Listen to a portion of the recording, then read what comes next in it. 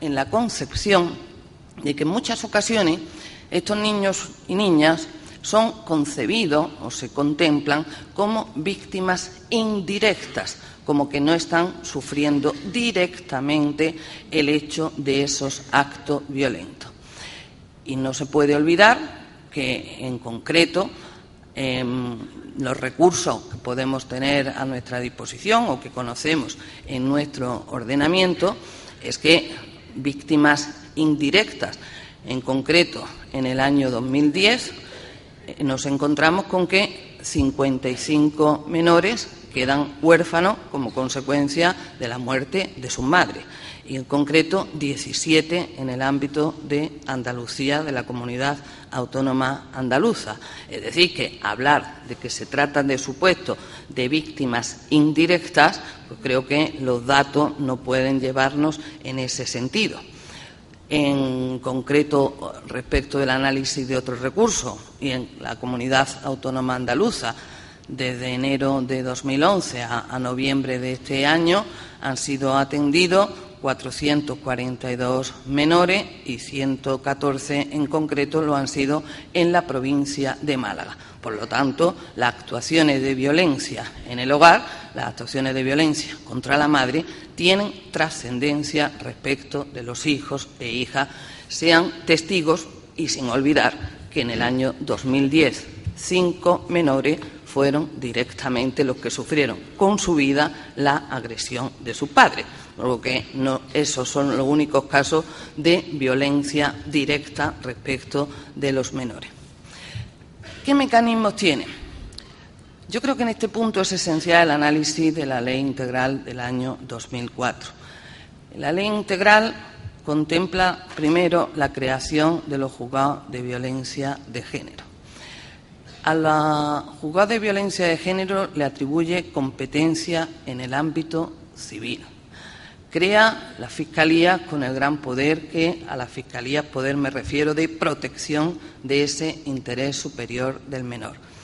Y permite que en los juzgados de violencia de género se adopten medidas relativas a la suspensión de la patria potestad, a la suspensión del régimen de visita, a la suspensión de la guarda y custodia en esos casos concretos. Por lo tanto, desde la ley se contempla, como decía, añadiendo la existencia de la Convención de los Derechos del Niño y el Interés Superior del Menor, que está ahí, como principio informador de todas estas medidas, podemos encontrar respuesta en el sentido de atender a estas situaciones que están afectando directamente a los niños y a las niñas. Estas competencias en el ámbito civil que se atribuyen por la ley en los artículos 65 y 66, vistos aisladamente, no supondrían ningún tipo de modificación respecto de lo que en el Código Civil ya se podía ver contemplado y, por supuesto, del ámbito del derecho penal y del Código Penal en concreto. Sin embargo, la preocupación, y con ello por eso quiero hacer referencia a algunas tablas publicadas a través de las memorias realizadas por el Consejo General del Poder Judicial y del Observatorio, qué está ocurriendo en la aplicación práctica relativa a estas medidas de contenido de naturaleza civil en el ámbito de los juzgados de violencia de género. Que eso sí que a mí me resulta llamativo o preocupante respecto de la realidad. Y vuelvo a insistir en que creo que ese amparo normativo, desde la perspectiva de violencia de género como desde la perspectiva de los derechos de la infancia, podrían permitir dar una respuesta distinta de la que la realidad práctica se está planteando.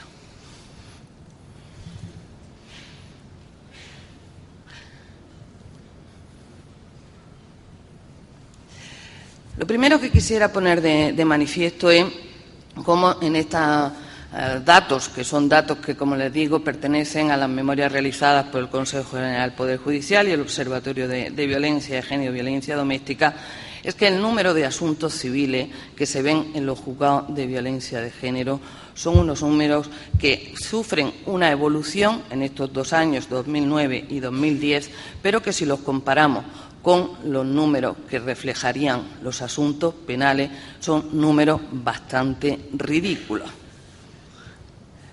El número de sentencias civiles que dictan los juzgados de violencia de género, en este caso se toma como referencia el segundo trimestre del año 2005 por la implantación de los juzgados de violencia. Al primer semestre de 2010 sí que demuestra una evolución y un aumento, un incremento del 970%. Pero claro, ese dato hay que ponerlo en referencia con que el número de sentencias civiles lo fueron de 449 y se eleva a 4.805. La evolución sí que ha aumentado y se ha incrementado, pero los puntos de partida son raquíticos y los puntos de llegada tampoco suponen un gran incremento. ¿Qué tipo de medidas civiles se pueden adoptar por los juzgados y se vienen adoptando por los juzgados de violencia de género? Por tanto, como la atribución de la vivienda, la permuta de vivienda, la suspensión del régimen de visita, la suspensión de la patria potestad, suspensión de guarda y custodia, prestación de alimentos, protección al menor, etcétera. Total de medidas civiles, 104.533 en la evolución, en el cómputo total de estos 5 años.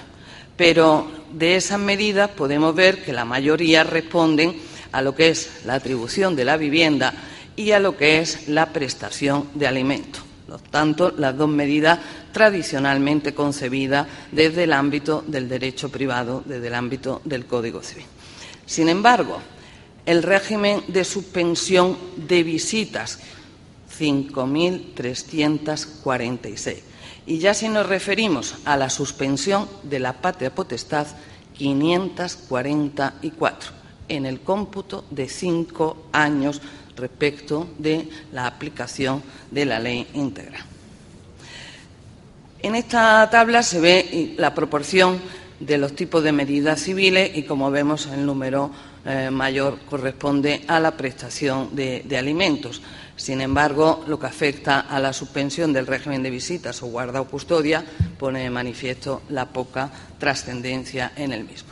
Aquí vuelve a repetirse cómo la comparación entre la naturaleza de las medidas civiles y penales se pone de manifiesto necesariamente en favor de las medidas de naturaleza penal.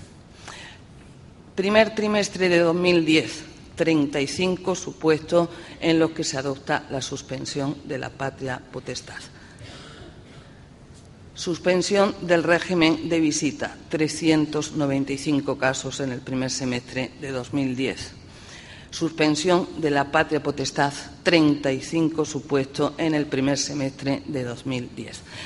Estos datos realmente se han venido a mantener en los informes realizados con posterioridad, en los datos y en los últimos que existen, que se han publicado del segundo trimestre de este año 2011, responden a la misma evolución.